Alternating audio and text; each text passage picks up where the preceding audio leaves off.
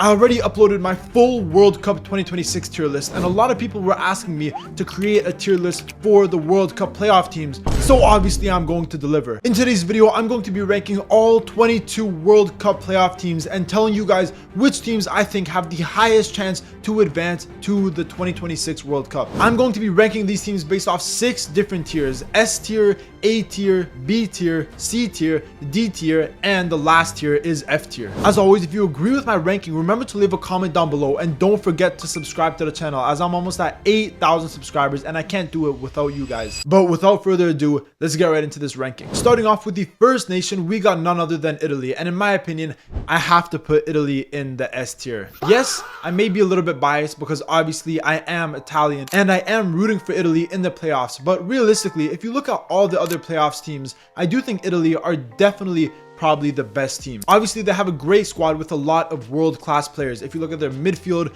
with players like Barella, with Tonali, if you look at their defense with players like Bastoni, with players like Calafiori, Di Marco, obviously their goalkeeper Donnarumma, they have a very good midfield and back line. Now, realistically, some of these players aren't having the best seasons this year, but I still think Italy have a very, very good squad. But the main area of struggle for Italy is their attack. Now, they do have a few decent attackers with players like Moise Kean. Obviously, they have Retegui, but realistically, their squad still isn't at the level that a team like Italy should be. And under Gennaro Gattuso, obviously, he brings the passion back to Italy, but he doesn't have the best tactics. So with that being said, we're going to have to wait and see if Italy do end up qualifying or not. But at the current moment, I do think they're definitely the best team in the playoffs. Moving on to the next country, we have Northern Ireland, the team who Italy will be facing off in the Path A in the semifinals. And realistically, I'm going to have to put Northern Ireland in F tier. No disrespect to Northern Ireland. I'm sorry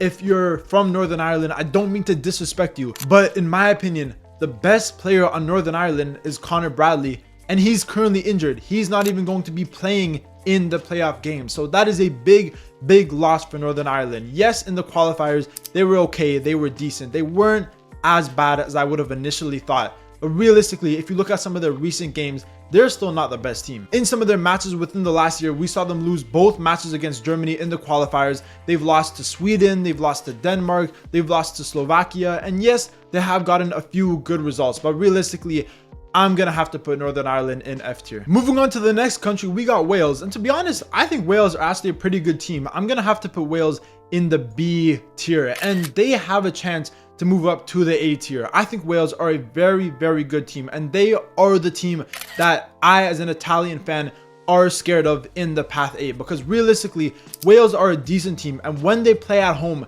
they are very strong. If you look at them in the qualifiers across 2 games against Belgium, who are a very strong team, yes, they lost both games, but we saw them score 5 goals against Belgium. We also saw them beat North Macedonia 7-2, and this is also a pretty good North Macedonian team.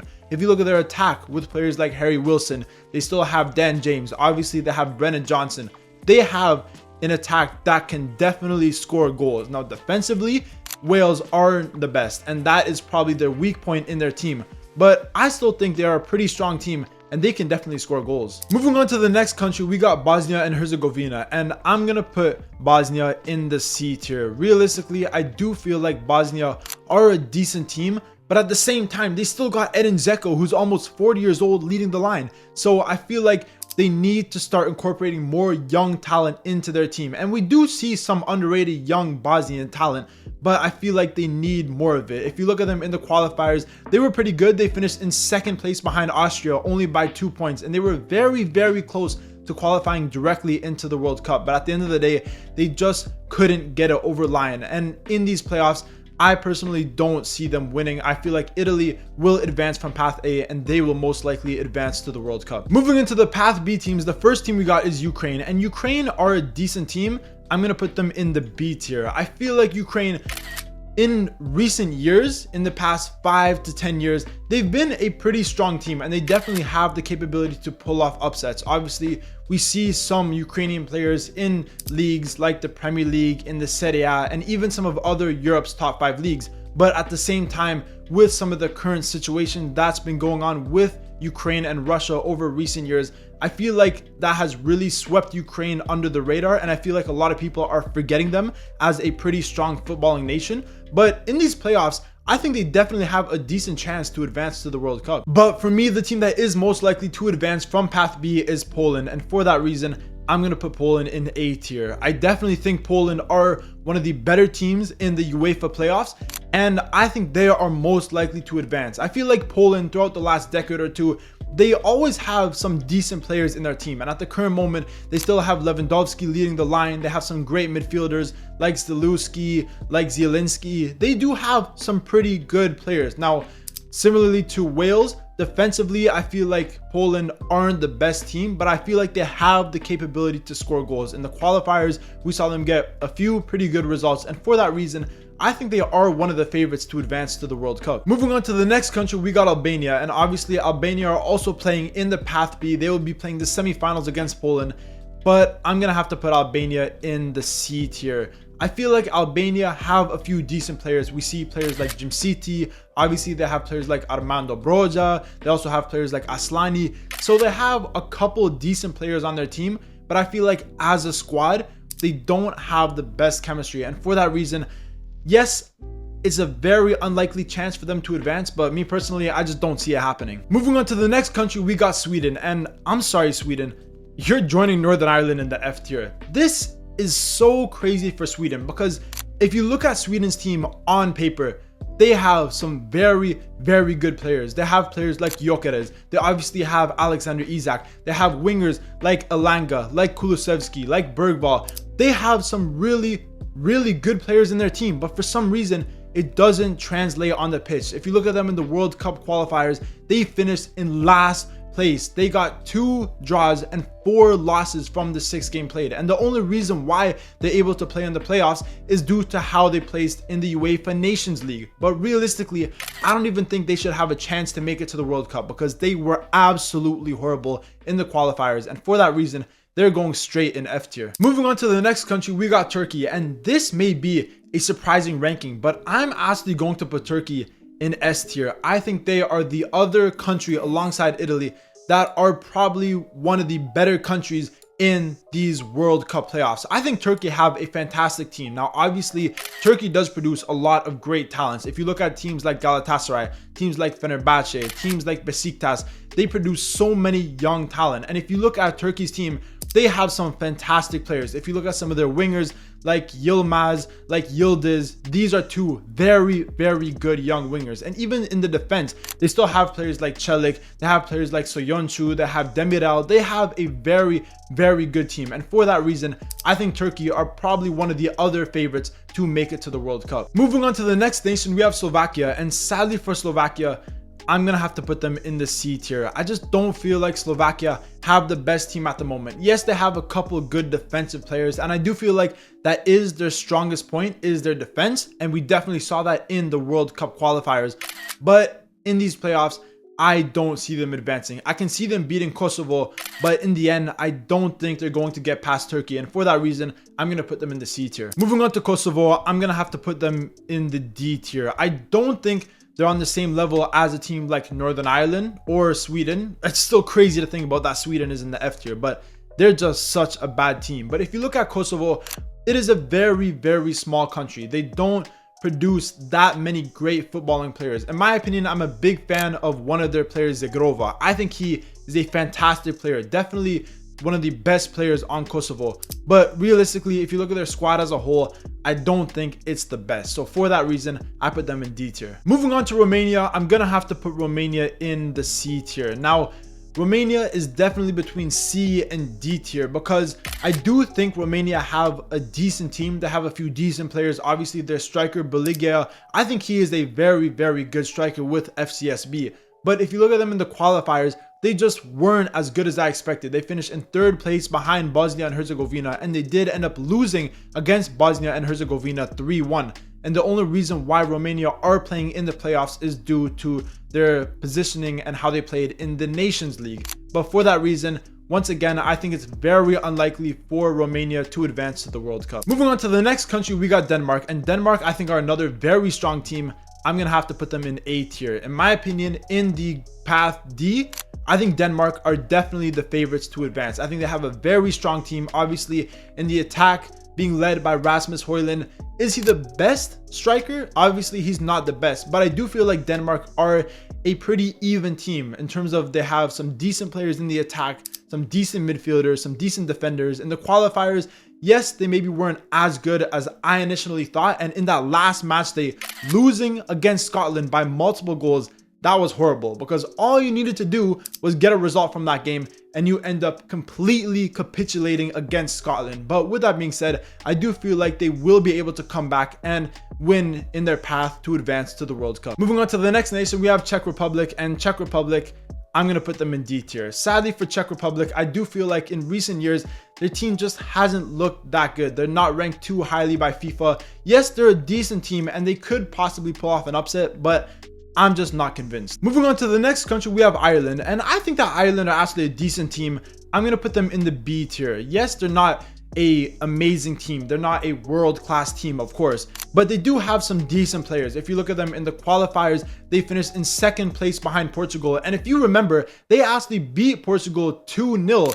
And we saw a brace by Troy Parrott, which was an absolutely incredible game by him. And he seems to be a decent striker with Ireland. But realistically, they don't have an A tier team or an S tier team. But I do think they are better than a lot of these other teams in the playoffs. Moving on to the next country, we got North Macedonia. And I'm going to put North Macedonia in the C tier. I feel like North Macedonia are a decent team. And I actually feel like in recent years, North Macedonia have slowly been climbing. I feel like they're getting better and better. And obviously, I don't want to talk about North Macedonia because of what they did to Italy in 2022.